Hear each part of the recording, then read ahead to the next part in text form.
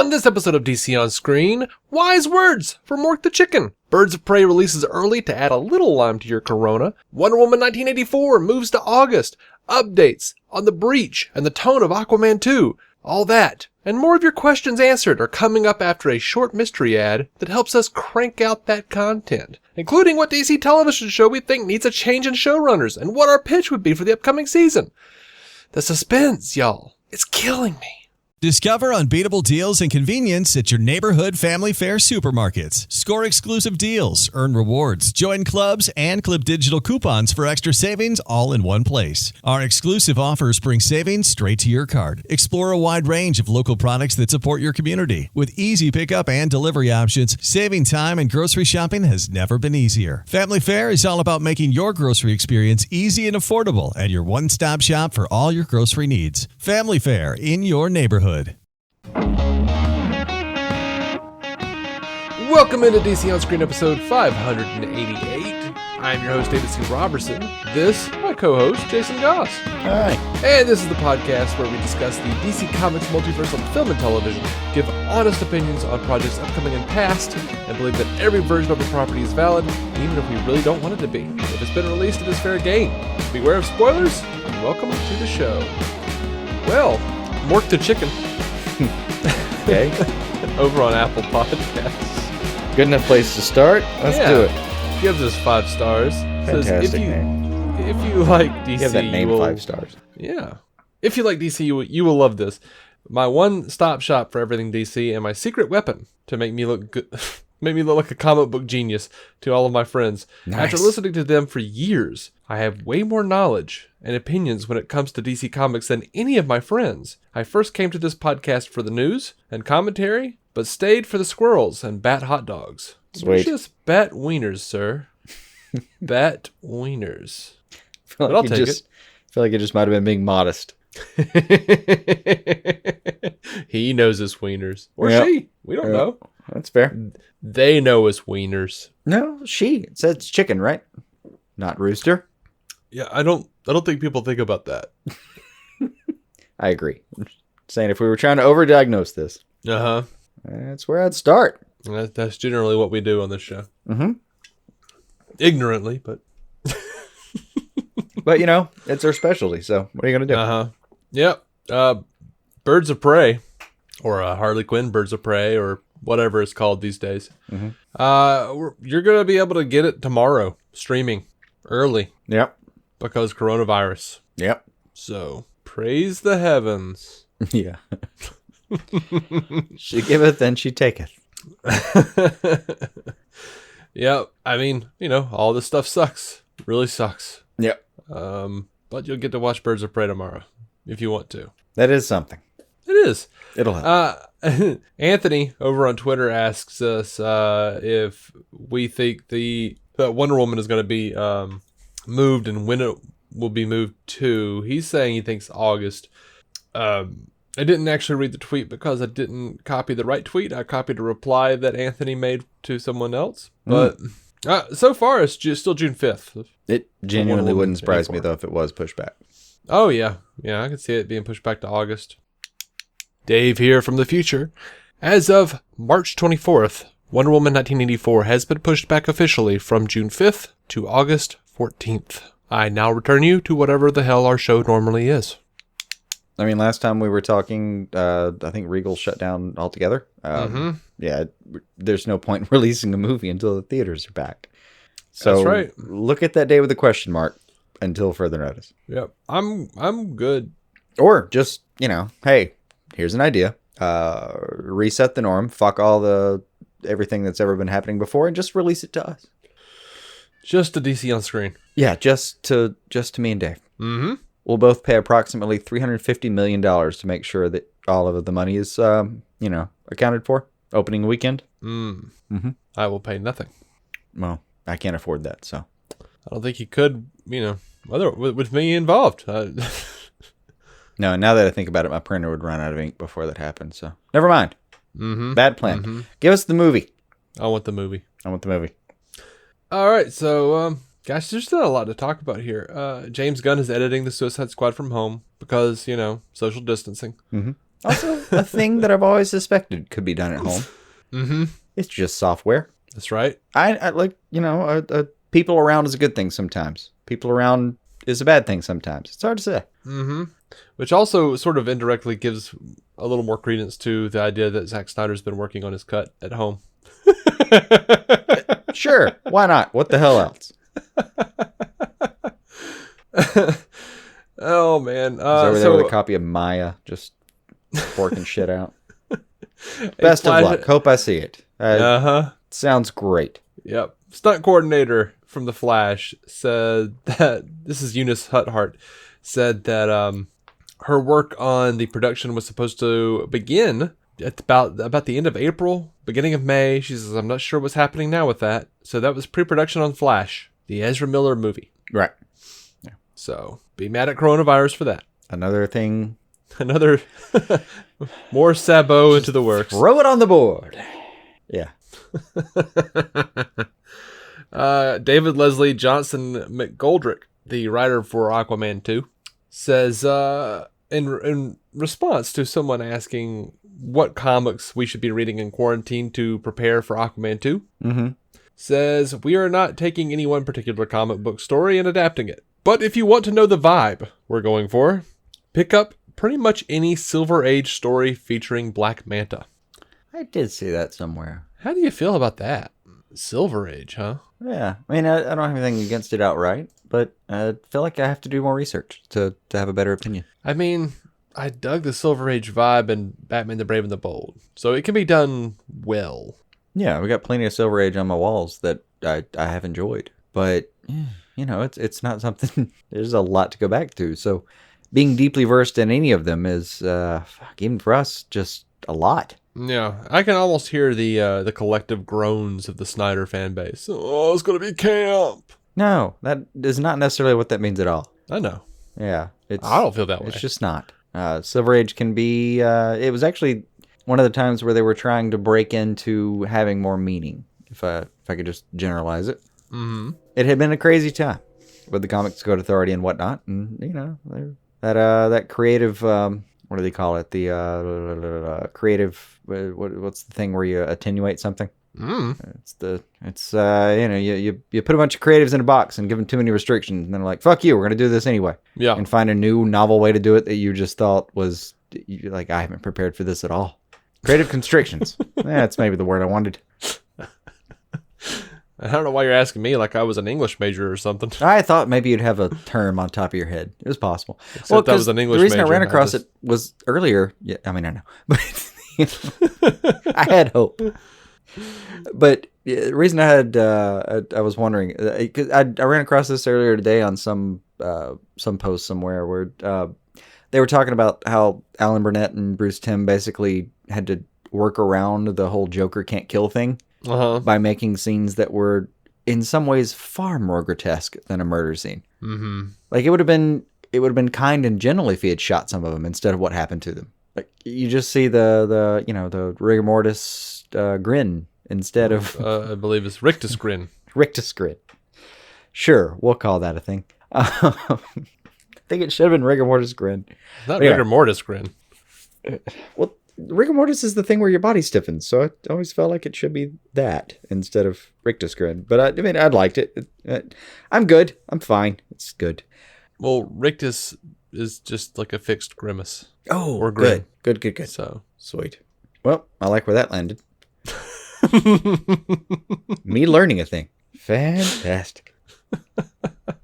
Also, I went somewhere in the post. They posted a bunch of the pictures of just little screenshots from like dead cops and whatnot with the rictus grin. And yeah, it feels good now, doesn't it? Yeah. I feel like I'm part of something now. Like a lambskin condom. Yeah. Those are Just me going to vulgar again. I don't know what's wrong with me.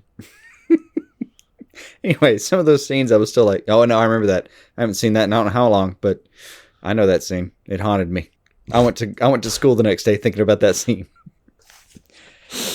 Yeah. Well, hell, they didn't even mention pouring poison down Clayface's throat. yeah, that one really that had me for the week when I was a kid. That was for the next week. That was pretty much all that was on my mind. It's like, Jesus, that is gruesome. See, yeah, it was. All I could think of was, I wish that was me, and I wish it was banana pudding. Or peanut butter. I'm good on both. They did not make that sound like it was going to be a fun gorging experience of some kind. It wasn't like, I love orange juice, no pulp. Oh my God, fantastic. Gulp, gulp, gulp, gulp, gulp. It was just like, in the best possible version, it was like a bad genie wish or a monkey's paw kind of moment. We're like, I wish I could just have all the banana pudding I want. You know, I'm one of those scenes from The Simpsons that always stuck with me is there was a Halloween special where Homer goes to hell. He sells his soul for a donut. Yeah, I remember that premise. Yeah, and in the middle of the night, he decides he's gonna trick the devil, and he's only gonna eat like most of the donut. He's gonna leave like one bite. Mm-hmm. And he like leaves it in the fridge, and there are like little signs posted around it: "Do not eat Daddy's little soul donut." And in the middle of the night, he comes up and goes, "Forbidden donut," and he eats it. And Flanders, who is the devil in this premise, sends him to hell, and he's thrown into this torture chamber, strapped to a bed, sitting upright.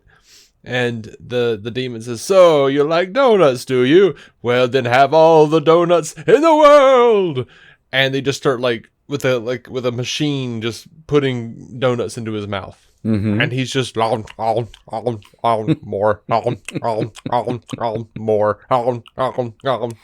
more. Naturally. And then it just cuts to him just gigantic, and he's still going, more. The demon is just perplexed. I don't understand. And that is how I feel about myself. No, I don't understand. Why do I keep get eating? that, but that's also like magic working both ways, where magic works for the devil and then against the devil. Because in this magical thing where he has the fortitude of a glutton, he doesn't have to worry about consequences. Like, this would make way more sense for the devil if they did a more subtle thing, where like every time he showed up somewhere, there was just like two free donuts with every meal, and blah blah blah. And like for 4 to 7 years, he just felt sluggish and off and strange, and he just didn't know where his energy was coming from. He didn't sleep right, and blah blah blah. And then eventually, he just has diabetes, and he can't reverse it because he just can't. Like that's the actual human experience is way worse than anything devised in The Simpsons. That's the way to go if you're going to devil this thing. Make it subtle. You get us down there and you let us think we're still here. Yeah. Yeah. Actually, that was, come to think of it, one of the things Lucifer did really well. I always like that bit from Angel where Holland Manners took Angel down down the elevator to hell. Mm-hmm. And it just keeps going forever and ever and ever. And then when it finally gets there, it opens up and it's just like Los Angeles street level. It's just a deli on a quarter. No big deal. Like, no, hell is here. Hell is here, Angel. Sorry. Yeah, it was a good bit. All right, we got Stu Little over here. Says last week they asked us. Somebody asked us what our choices for Plastic Man or fan casting for Plastic Man was. Mm-hmm. I said Ben Schwartz or Jim Carrey, and Stu Little says, so the choices for Plastic Man are the guy from the Sonic movie or the guy from the Sonic movie.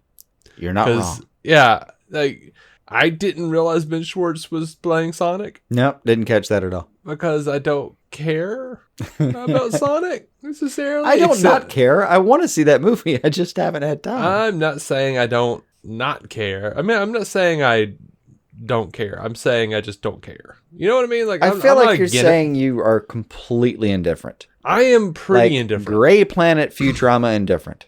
You are a neutral of the highest order. Yeah, not the highest order because I was interested in seeing Carrie's performance. Oh, okay. All right. But I had not. You're not a true neutral. I had not. No. She'll be banished for having an opinion. It's one of those where I was like, oh, okay, cool. Jim Carrey's going back to like 90s Jim Carrey, or at the very least, early aughts Grinch Stole Christmas Jim Carrey. Yeah. We'll see. I might watch that. That's usually a really fun diversion. In the sense that all media is a diversion. He's fantastic at what he does. But the problem is, it's one of those movies where it will sit on Netflix for like 10 years, and me and my wife will both like pass by and go, eh. Oh, yeah, no, there's a real move on to possibility of something that. Yeah. Yeah. I will, and I'm telling you right now, like, I don't want to say this, but I am probably 95% certain I will never in my life watch Sonic the Hedgehog.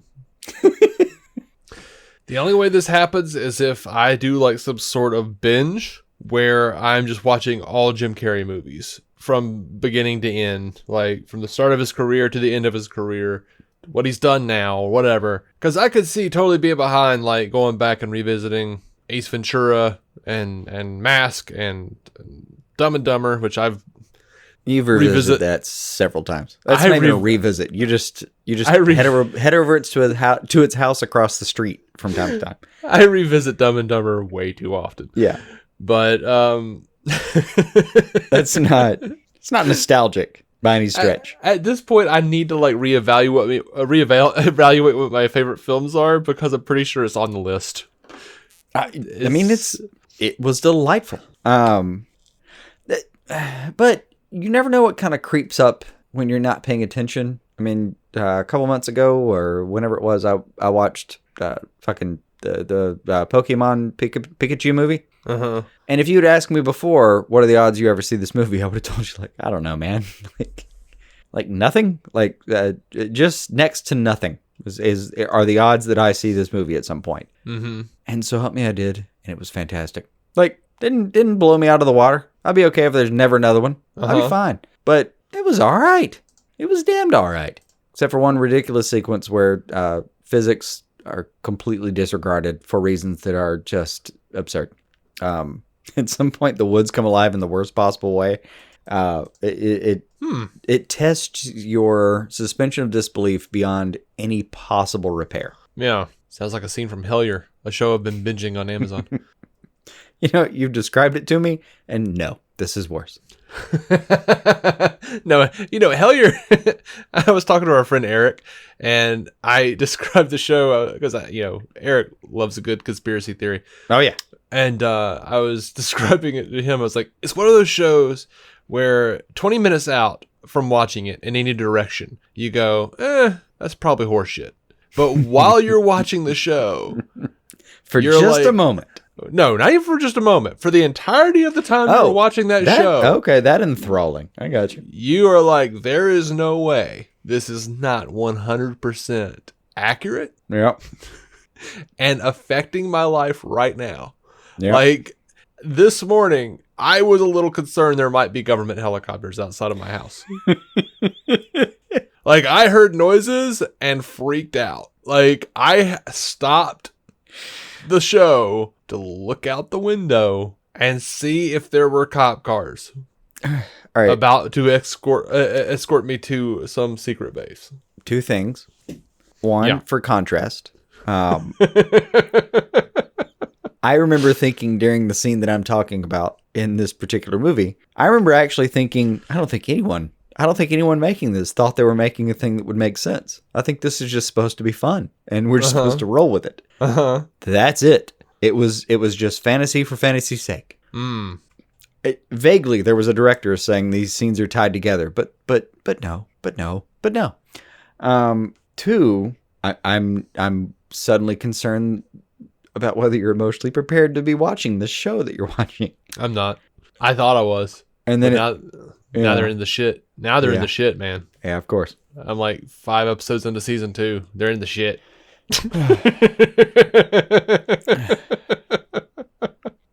Yeah. It's cave goblins, Kentucky cave goblins, dude. It's like Terry Wrist and the Mothman prophecies and Injured Cold and freaking sons Connor and Connered. I get it in a way. It was some of my favorite material growing up. Quick shout out. If anyone remembers the site shadowlands.net. Oh my God, that thing sustained me for years as a teenager. Yeah. It was one of those things where like you could find by county in American states by county every haunting in that county. It was insane. Like this was the for a minute back in like the Netscape Navigator days. It was the conglomerate of what you could find the paranormal wise, and it had EVP recordings, the whole thing. I love this stuff dearly, deeply. I can see without swiveling my head more than 45 degrees, 2 tarot cards or 2 tarot card sets, a Ouija board. I have 2 candles that are supposedly blessed, but I don't think so. I have half burnt sticks of holy wood. This is for fun for me. It's to keep my sense of wonder, just kicking and screaming, and somewhere in the back of my brain. But no. The moment I see like something like that, like something like what you're watching, I just turn off. I'm like, oh, this is they're full of shit. You know what it is though? I'll give you the basics. It's because I've watched too many fucking giant squid documentaries, and they've never caught that fucker. It's because I watched Discovery Channel turn from being actual like what ended up being like the Geography Channel what is that channel called? I don't know. National Geographic Channel, where you actually could see animals. Cable. You know, Discovery? I don't know. yeah, like Discovery when I was growing up used to be literally just videos of animals, and yeah, it got brutal. You saw some people, you saw some animals die, but it was also kind of just as best you could, just describing the natural environment. And then honestly, 10 years later, flash forward, I'm 7 and then I'm 17. And by 17 on a Sunday afternoon, I'm sitting there watching on Discovery Channel, like Alien Autopsy, is it real? By fucking narrated by Riker. Right. No, it's not. It's not real. There's no chance of it being real. This is bullshit from start to front. Start to front. Front to back. Start to end. Whatever. It was never a thing. I think that part of me died somewhere along the way. Yeah. I miss it. I was telling my sister. So she I have got tarot me, cards in the meantime. My sister got me into Hellier, and I was like, the thing that really stops me from getting all in on this is that even though while I'm watching it, I'm like, yeah, it's happening. After like the thing that makes me think, it's bullshit, is the fact that if they actually found something, it would already be news. Yeah. Or I realized that after a couple of documentaries. It would either be news or it wouldn't be released because government. Yeah, pretty much. At some point, I finally did the math myself and was like, oh, no, there's no way. There's just no way. There's no way this was released at 2:30 in the afternoon. Or, on Discovery Channel, which even I swear as like an 8 or 9-year-old, I was starting to get the idea that there were ratings and that they mattered. Yeah, I just started realizing that. And it was painful a little bit. My sister, though, said, there's a good possibility that they just think, the best way to discredit something is to let it, be aired. Because people are going to think that, like, if it was real, they would never release it. See, I remember thinking about that, and I remember thinking, you know what? No. No? You don't think so? Yes and no. Like, if you just did it in plain sight with no apologies, then maybe. But overall, no. I think, like, if you tried to just hide it by explaining it and saying, like, well, I mean, I know, but whatever, and just hiding it, or just putting it on an outlet that, no, I don't think that would take. I think we would investigate it a little bit. There would be a whole thing that happened. That being said, it was less than 2 years ago. The New York Times reported that there was somewhere in, I forget where exactly, one of the western states, that there were metals unknown to this earth that they were still investigating in a hidden bunker. I don't even know what to do with that. No one does. That's why no one knows about it. It sounds like the New York Times said, yeah, Area 51's real. It's just not where you thought it was. And no one fucking cared. That's right. I'm still a little bit off put by that particular article. I think about it often, and I don't have a way to explain. That one still baffles me. Yeah, it's. I'm not sure if I'm just thoroughly. If I just think the system is that disrupted, or if I genuinely think like, oh no, something maybe was there, and you're right about how that went down. I don't know. Yeah, I go between. I think largely people just don't care. People don't care about stuff like that. That's to me that sounds like, what the hell does that mean? Well, it's one of my favorite reactions to if aliens landed. Like, imagine it happened in an hour, and they just landed, and we greeted them, and the greeting was kind of so, and they just got back on their ship and went away. Right. I feel like a large percent of the population would just be like, well, I don't know what to do with that, but I just got to move on. Let's go get a taco. Yeah, I feel like there would be some tumult in the religious communities, but largely the response would be, but Black Widow's not getting pushed back again, right? Or in the case of the current circumstances, New Mutants isn't getting pushed back again, right? Because I had a date set to not go see that movie. All right. Going back to Plastic Man, though. Uh-huh. Dr. Steve over at Weird Medicine says, if you're casting Plastic Man, how about John Mulaney? I think someone else mentioned John Mulaney. I didn't even think about that guy, honestly. Yeah, it's a great call, though. It's a pretty great call. Yeah. I'm He down has with that. fantastic timing. He does. He's a bit smallish in a way, but who cares? Well, I mean, grow him. Smallish? I mean, Plastic Man looks small. He looks, thin, Yeah, wiry. No. I say he looks smallish, but he only does without anyone ever... He looks smallish on a stage, which he makes fun of in his sets. That's why I'm thinking of it. Like he often comments on his stature, like how he appears. Right. But yeah, in a cinema context, I have no reason to think that wouldn't. Yeah, you can do whatever you want with it. Fuck it, he's fine. Well, I mean, every time I see that guy, he's in a suit. By his design. Yeah. Now that Steve mentions it, I just see E.L. O'Brien waiting for his plastic debut. I guess. I don't know. No, it's a fine call. We're going to break. The Sonic 2 for $7 deal lets you choose from the Sonic Cheeseburger, Chicken Sandwich, or Footlong Chili Cheese Coney. Any two for $7. So you can mix and match a deliciously melty Sonic Cheeseburger and a crispy chicken sandwich with the perfect amount of pickles. Or you can pair that brioche-topped chicken sandwich with the Footlong Chili Cheese Coney you've been craving. Either way, you'll get 2 mouthwatering Sonic items for one great price. It might be the greatest pairing since cherry and limeade. Sonic 2 for $7 deal. Tax not included. See menu for details. Limited time only at participating Sonic drive-ins. Wouldn't it be fun if John Mulaney just started a crime spree, but on the lowest possible level? Mm-hmm. Like just stealing Snicker bars and shit. That'd be fun. Just to try to like get the movement going that he should play Plastic Man. I could be down for that. Like him just show up outside a CVS or some shit with a pack of freaking Black and Milds or whatever, and just and throw it away. Yeah, I would watch that. Or I'd watch it, but I'd be down for that. Viral marketing. Mm-hmm. But not coronavirus marketing, because that's not good. No, it's not. Too soon? In my situation, yes. Too soon. Then it was right on time. No. No, it's a bad day. It's a bad day. So long and good night. April 7th. That's when we get the new Flash episode. Mm-hmm. So there's that. That's news.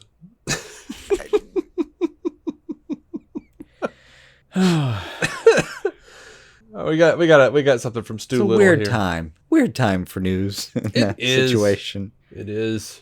Our friend Stu Little, though, things are still kind of shut down on that side, right? They are. And Supergirl. Nicole Maines said that Supergirl they had like a few scenes to pick up from the season finale. And that's where they were in production on Supergirl. So before everything shut down. So that sucks. Like they're like really close to getting everything done. Yeah. But yeah, SL Fricky, Stu Little over on Twitter says, Huey from the Boys, Eva McCullough on The Flash, and in his original, because he mentioned this to us a couple times, and I looked through today and said, oh, we didn't even mention that, or we didn't even respond to him. We're dicks. He also brought up David Tennant's character in Grace Point, which was an adaptation of Broadchurch. Why do comic book TV showrunners hate making Scottish comic book characters actually Scottish in their adaptations? I believe his original question was, why do we as Americans hate Scottish characters? To my knowledge, we don't. I don't know anything about it. To my personal feelings, we do not. I think there's a... I think people with accents, like actors with accents, because they want to be versatile enough to get big American roles, like to portray themselves as Americans and things so that they can, be considered for, other bigger American things. No, we have a big market, so it makes sense that people want to be able to show they can do an American accent and play a normal role and Right. just be considered for roles that honestly make a lot more money than some of the places they come from overseas. But yeah, we un-Scottish some people that we shouldn't. It'd be a lot more fun sometimes if we didn't, frankly. I agree. Way more fun. Here's the thing. I think what it is you have Scottish actors who are trying to play American because they want for people to know they can do it. The other thing, though, it's good for your resume. I get it. Everyone should be able to play. Yeah, everyone should be able to do some accents. It's good. But I think there's also this issue. Mm-hmm. I think shows like the CW or networks like the CW, networks like Amazon, they say, okay, this character's Scottish. Rather than try to look for a Scottish actor, they say we're going to try to find the best actor we can. And if they can't be Scottish, we're not going to force it, because then forcing it is going to make it way worse. Yeah, if I had to choose between picking some rando American actor to play a role, changing the name and forgetting the background, because let's face it, within the context of my show, I could probably make that work. Or going out of my way to find a Scottish actor or actress that can do it, or finding someone who can do that accent so well that it's not going to get commentary on the internet afterward. Right. One of these three options requires less resources. And then there's the other issue. The people who are so Scottish and so good at being Scottish, you can't understand what they're saying. This is true. I mean, from our angle, growing up deeply American, have you ever heard like two Irish people or two Scottish people talk? Yeah. And I had to put on subtitles. It is a different conversation entirely than anything we are prepared for. And I know on paper, if you gave me the exact words, I would understand. But listening to it, fuck me. It's rough. I mean, I worked with an Irish chef who's every now and then they would go back to Ireland for a little furlough for a couple weeks. And his wife, who at this point had lived with him for 25 years, I think, was the first time he said that. I mean, they've been married for fucking 50 years. But every time they would go back, he would go back to certain pubs that he had visited before, literally find some of the same people that he had visited when he went to those pubs the first time. Because localization is important, and the pub atmosphere is different than anything that we're familiar with. And he would go in and start talking, and 10 minutes into the conversation, his wife would have to just kind of nudge him and be like, I don't know what the fuck y'all are talking about anymore. He would have to sit there and translate because it had gone into something that was just completely foreign. Yeah. It's neat. I appreciate this part of how vocabulary and language works. I deeply adore it in a way, but I will defend the CW on this one thing. It's hard to find the resources to make that happen. Sometimes they don't have a lot of money for that. You want to hear a weird one though? What's that? I ran across some headline flipping through somewhere that was the most Googled Scott. Number one was dude from 300, whose name I can't remember. Okay. Gerald Butler. Okay. I want to say it was from 300. Anyway, Gerald Butler. Anyway, so number one was a dude who I recognized, but clearly cannot remember that well right now because I remembered him and thought, oh, okay. Number two was Karen Gillan, who I feel like should be number one. Number three was some dude that I don't even know where. I've never seen him before in my life. I don't know who number 4 or 5 was. I just saw the headline. But the fact that I don't know that David Tennant wasn't even involved. It hurts me. It hurts me in a way. You know. Yeah, I do. I want to say Gerald Butler. Gerard Butler, by the way. Gerard Butler. Yeah, it's okay. All right, so I think we answered that adequately. Was he also the guy that Killmonger kills in Black Panther? Killmonger in Black Panther. Gerard Butler. I don't think so, but I don't remember. I don't either. That name just strikes me. I had to sit there and think about those names, all the names you gave me. Yeah, I mean, I did the same thing. Yeah, because I don't know. I get it. You talking about? I was there too. Claw? Yeah, Claw. Who was no, Claw? That's not Gerard Butler. That's Andy Serkis. Oh, fuck me. Okay. All right, My Travis. brain went especially wayward on that one. Carry on. Travis Hines. Are you two still keeping up with Legends of Tomorrow? My qualm is we go from having Ray written out of the show to having Mona return. Do anyone running the show realize what a terrible trade-off that is? I feel like I may finally drop Legends after the season, which bums me out a bit. Travis, yes, I'm caught up. And we've been talking about this, on the show for a couple months. How we're really bummed out that Brandon Routh and Courtney Ford are being written out of the show, and they seem to not want to go. And as much as I would really hope that this is just a ploy on their part to make it seem like they're not coming back to the show, I don't think they're coming back to the show. And, Yeah, I think it's real. Yeah, and I was fine with their exit. Honestly, the thing that sucked the most about their episode, about them leaving, was that I knew they didn't want to. So I kind of feel like it is unfair. Like, I feel like I'm a little annoyed with Brandon Routh and Courtney Ford, just because I feel like, if they really cared about the show and loved the show and loved everyone on the show, they would have said nothing. They would have said, yeah, it was time to move on, and just move on, instead of like making sure everyone felt bad for it. You know what I mean? Like, because that ruined my experience with the show. Like, I didn't feel good about watching it because I was like, you know what I mean? I get that, but I can go in another direction with it.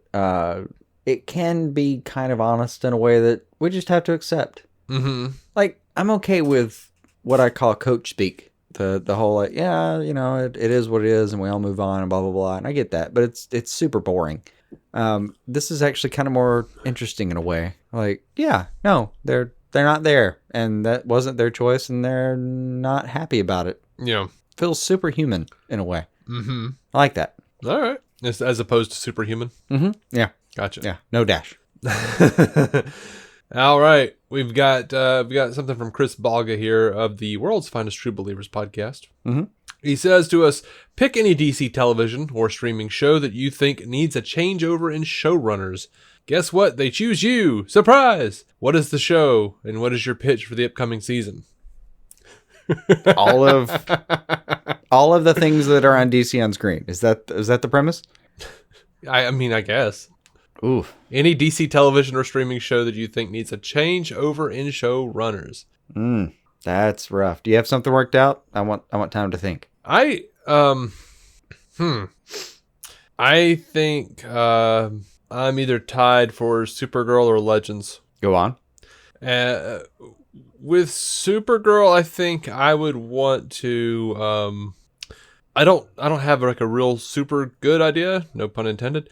I really want to establish an endpoint for the series. Mm-hmm. And then reach it. No. One of the things I don't like about these shows is that it doesn't ever really seem like there would be a point where you could say, like, and that's the end of the story. Like, I don't like that they are just going to make shit until the stars want to leave, which is what they did with Arrow. I want there to actually be a story told. Crisis on Infinite Earths would have actually been a great stepping off point for Supergirl. Like, her sacrifice would have been great. I'm not saying I want the show to end. I'm not saying I want her to die, etc., etc. I'm just saying, from a storytelling perspective, that would have been a really cool exit.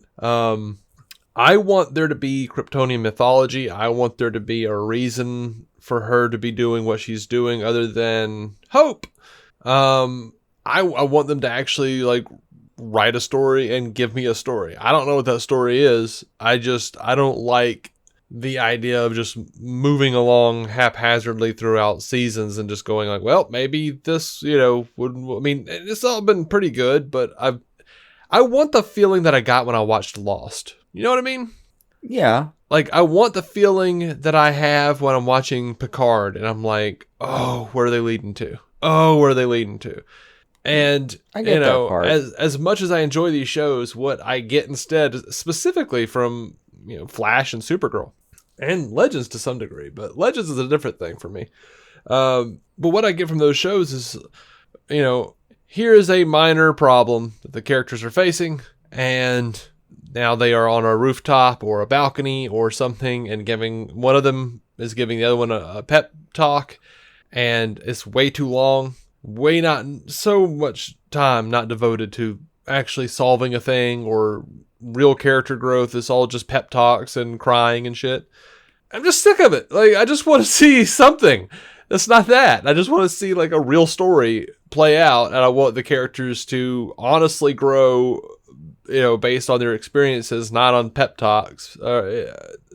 So yeah, I think Supergirl's probably the worst offender for me on that front. Like, Black Lightning actually does a really good job of like actually having shit go down and having the characters like grow from that. Yeah. And the Flash used to be, but this season it's not so much. Yeah, this season, which is surprising because it's post-crisis, and I would be like, the people who should be growing the most from this is probably the Flash people, but whatever.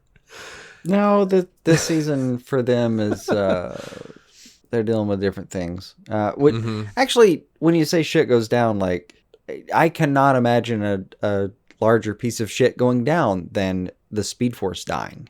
Right? And that felt like nothing happened, honestly. We're just going to build another one. That's fine. Yeah, if Thawne can do it, we can do it. But we're going to have to make sure they do, I guess. Yeah. Yeah, Black Lightning gets there, but sometimes it seems like it takes a little longer than I'd like to get there. Yeah, I agree with that. Yeah, I'm not saying Black Lightning is flawless here. Oh, I know.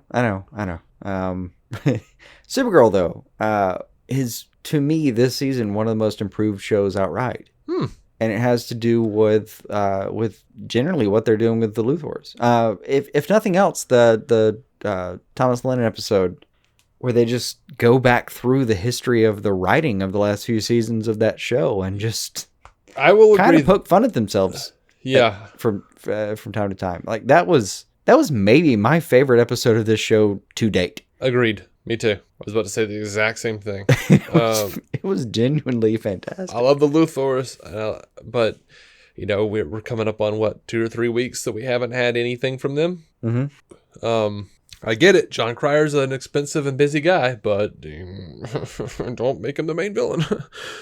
If you can't give it up a little bit. They're not necessarily. He's just trading off some of his ideas. That's all. Yeah. At the moment. So I think I want to say Supergirl would be the show, the most improved show last year for me. So far, they've been a little middling, but we'll see. Now, I would want to take over Legends just because it seems like the most fun, and I would probably get rid of people a lot quicker than they have. So in one breath, I know I'm saying like, oh, I don't like it that Ray and Nora are gone. They don't want to be gone, but I would totally be doing that all the time. Oh, like just give them 3 or 4 through. Yeah, let's have some fun with different characters. Let's do some shit, kind of thing. Yeah, 3 or 4 episode arcs. I get that. And then that person's killed, or that person decides to go home, or this. Yeah, but I would definitely get rid of Mona. I don't like Mona, so I've liked her from time to time. I haven't liked her. I really period. like her as a fairy godmother. That's Nora. Oh, Nora. I'm sorry, Mona. Oh, Mona. No, okay, yeah, I get that.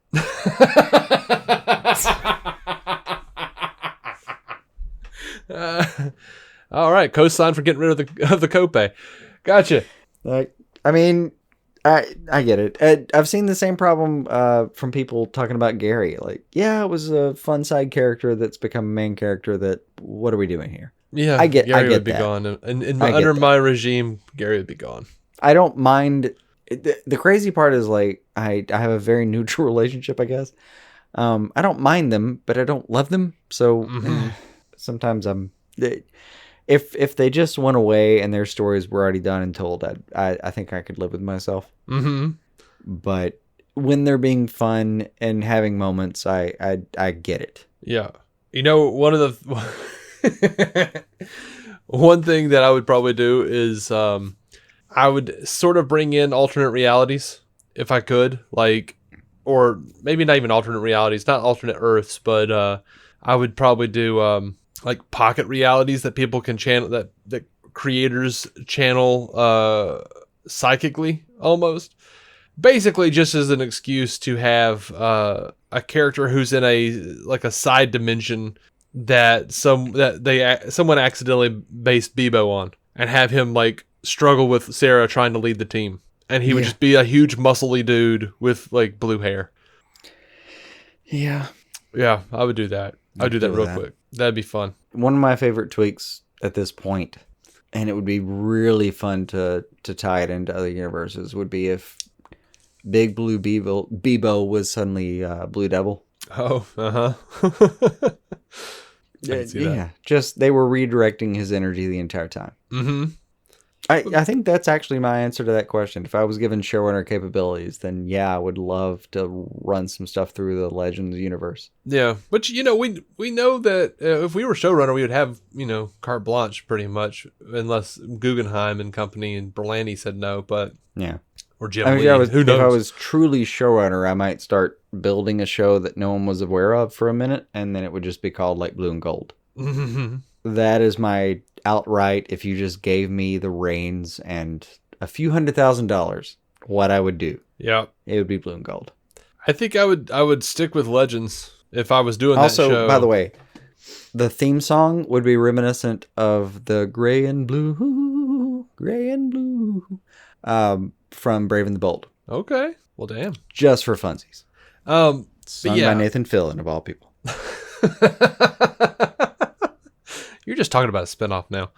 I mean, he sung that song. I know. Brave and Bold. I know it. Let him do his thing. But yeah, all right, so I don't know. I would want to keep the fun of Legends, but I'd make it more tragic and more weird, and see what Ben Edlund's doing. Oh yeah, he's free now, unfortunately. Yeah.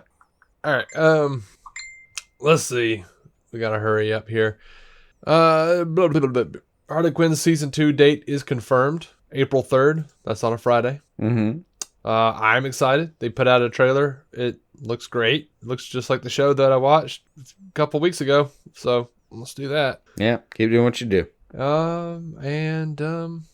Let's see. The only other thing I have is that Lyle Waggoner died at 84. And he was actually like down to the wire. He was going to be the Adam West Batman before Adam West was. Like, he was in, like, they did like a little pilot thing, and they did one with him, one with Adam West, and Adam won. But yeah, and then he went on to be Steve Trevor in the Wonder Woman TV series with Linda Carter, and then he also played Steve Trevor Jr. when the show moved to like more contemporary times. But yeah, man, they said he battled an illness. We don't know what it was, but he passed away 84 years old around his family. So the weirdest thing is, like, this article that I'm reading is like, he posed semi-nude in Playgirl back in 1973. I'm like, why would you mention that? That's so weird. That they did the same with Stan Lee, and it was really funny. I know. That was funny. That dude was funny, even posing nude. Mm-hmm. I mean, he was like laying on a couch with like I want to say it was an Incredible Hulk comic in front of his dick. Could have been. I remember it as the Burt Reynolds pose. Yeah. Yeah. But that's all I've got, man. That's all I've got. We've got a couple more questions, but I mean, they're like long ass questions. So we can save that for next week. Or like Chris Baga asked if what are some of our recommendations to keep our sanity: podcasts, comics, TV shows, books, etc. Remember, all work and no play make Chris a very dull boy. I can throw something out. Hellier! Hellier on Amazon Prime. I'll do a podcast. Reply all. That is a good podcast. I mean, really, I could probably recommend a ton of stuff if I just... I could name like a dozen right now, but I'm just going to pick one. Because that is the time we are allotted. Yeah. Firefly Serenity. If you haven't seen that, now's a great time. Or read it. Just order TPBs or keep ordering from stores that, by the way, may not have retail options at the moment. So please keep ordering so they have that option. Yep. Oh, I'll tell you this. How about this? I've been kind of chomping at the bit to talk about this a little bit, but if you are into writing, if you can fancy yourself a writer in any regard, Chuck Palahniuk's book, Consider This: Moments in My Writing Life After Which Everything Was Different, is fantastic. I'm about halfway through it, and it's so dense I have to make notes just to remember what the hell he's talking about, like, or what we've already gone over. But like, I think it has given me a lot of new perspective on writing, and I can't recommend it enough. It's fantastic, so good. Chuck Palahniuk's the guy that wrote Fight Club, if you don't know. He's written probably a novel a year since he started writing, or since he started being published. Yeah. He's one of those where I can't believe how much he's written, because sometimes I don't hear about it. Yeah, it's weird, but it's all good. It's all really good. I'm sure it's pretty good. He's just, I've never had time to dig in, but I believe you. Mm-hmm. All right, well, I think I'm gonna call it, but I don't know, man. In this time of quarantine, take this opportunity to make something. Mm-hmm. Just sit down and create something if you're into that kind of thing. That's what I'll recommend. Yep. Write, sing, fucking play, whatever. Jason loves you guys. I like you a reasonable amount. Love you guys. Until next time, keep some DC on your screen. Bye. Our intro music is by Jason Goss and Michael Shackelford. Michael's band, Galactic Engineers of Magnetic Sounds, or GEMS, can be found on SoundCloud and Bandcamp. Visit DCOnScreen.com to find our Patreon, merch, contact information, and every episode of the show for free, including crossovers we've done with other podcasts. DC On Screen is a maladjusted production. For more from me and Jason, including sketch comedy, vlogs, parodies, and our improvised web series Hey Guy, visit maladjusted.tv.